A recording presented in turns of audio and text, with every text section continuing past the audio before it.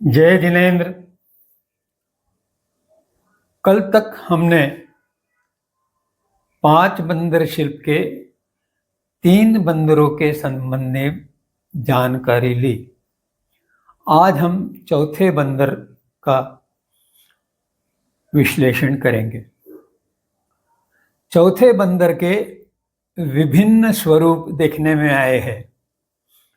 उसमें से एक रूप में उसके नाक की दोनों नथनियां दोनों हाथों से बंद की हुई है। इसका तात्पर्य है कि बुरा मत सूंघो। जापानी भाषा में उसे झिझारू कहते हैं। बुरा मत सूंघो, इससे यह भी तात्पर्य है कि बुरे व्यवहार को या दुर्वर्तन को भी मत देखो। कभी किसी का दुर्वर्तन देखकर मन में तिरस्कार, घृणा, द्वेष उत्पन्न होते हैं। इन नकारात्मक भावों से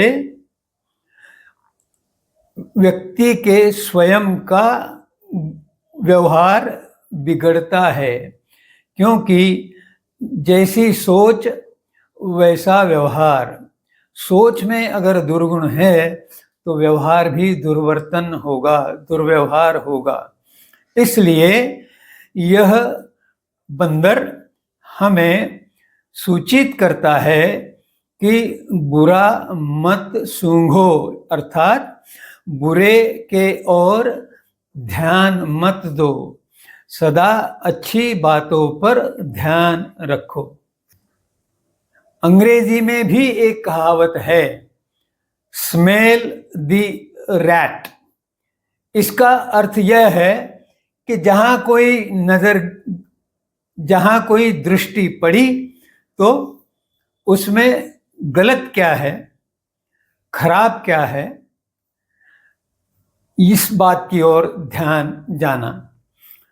इस प्रकार के आचरण से दुर्व्यवहार होने की संभावना बढ़ती है। और हमें यह ध्यान रखना चाहिए कि जो व्यक्ति कोई दुर्वर्तन करता है तो उसके कारण राष्ट्र का, देश का, समाज का, परिवार का, कुटुंब का और स्वयं का ही नुकसान होता है। इसलिए कोई भी काम करते समय वह अच्छा हो, इस प्रकार की आदत बनानी चाहिए। किसी विद्वान ने कहा है कि चाहे वह काम झाड़ू या बुआरी लगाने का हो, परंतु वह झाड़ पोंछ इस प्रकार करो कि जमीन दर्पण की भांति चमकने लगे। इसे कहते हैं काम के प्रति समर्पण, अत्यंत उत्तम व्यवहार। देखिए ना, मधुमक्खी एक कीटक है, परंतु उस कीटक में उसकी नाक की शक्ति, सूंघने की शक्ति कितनी उचित है और उत्तम है। वह अलग अलग फूलों पे घूमती है, केवल उसके ओर आकर्षित होने के कारण कि इसमें कुछ सुगंध मिल सकती है, कुछ कण शहद के मिल सकते हैं, और वह वहां जाके उस फूल को बिना किसी तरह से चोट पहुंचाए अपने मतलब का 1 कण 2 कण शहद निकाल के वह दूसरे फूल पर चली जाती है। बौद्ध दर्शन में इस चौथे बंदर के लिए जो स्थिति बताई गई है उसमें दोनों मुट्ठियां बंद की हुई है, और इसका अर्थ उन्होंने ये बताया है कि संकल्प दृढ़ करो, अपने नियोजित कार्य के ऊपर अच्छी तरह से ध्यान देकर उसमें यश पाए। इस प्रकार यह कार्य के प्रति अपना समर्पण भाव बताता है। वैदिक दर्शन में इस बंदर को अपना जननेंद्रिय छुपाते हुए बताया गया है। अब इसके दो अर्थ होते हैं। जननेंद्रिय अर्थात एक प्रकार से संतति के निर्माता का स्थान, और दूसरा गुह्येंद्रिय, इसका अर्थ है कि किसी गूढ़ स्थान पे रखी हुई संपदा। अर्थात ये दो प्रकार से संपत्ति का विषय है। इस संपत्ति को बचाने का यह बंदर संदेश देता है।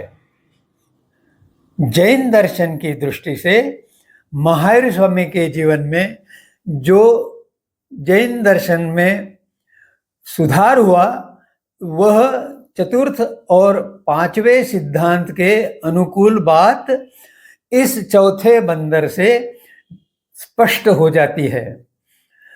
जैन दर्शन का चतुर्थ सिद्धांत है ब्रह्मचर्य, और जननेंद्रिय को छुपाना इसका अर्थ है कि मन में किसी व्यक्ति के साथ, स्त्री या पुरुष के साथ, पुरुष या स्त्री का संयोग या संभोग न हो, काम वासना पर नियंत्रण हो। और दूसरा जो पांचवा सिद्धांत है वह है अपरिग्रह, अर्थात संचय न करो। तो संपत्ति को छिपाने का अर्थ है कि बहुत सारी संपत्ति एकत्रित की गई है और इस तरह का एकत्रीकरण न करो, संग्रह न करो, यह पांचवा सिद्धांत है। इस प्रकार इस चौथे बंदर द्वारा जैन दर्शन के चौथे और पांचवें सिद्धांत का स्वरूप प्रकट होता है। चीनी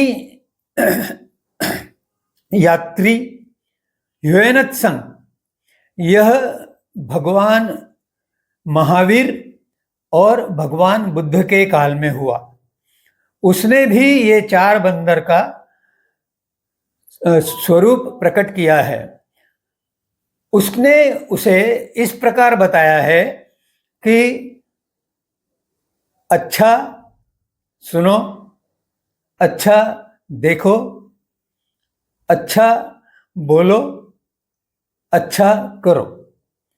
इसका तात्पर्य यह हुआ कि उसने शिष्टाचार के प्रति जिस प्रकार से व्यक्ति का दृष्टिकोण होना चाहिए, अर्थात सभ्य व्यक्ति बनने के पश्चात हमारा वर्तन, हमारा व्यवहार कैसे होना चाहिए, इसकी शिक्षा उसने दी।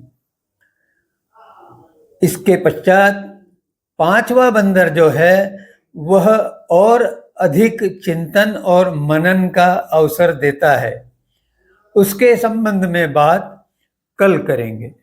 तब तक जय जिनेंद्र।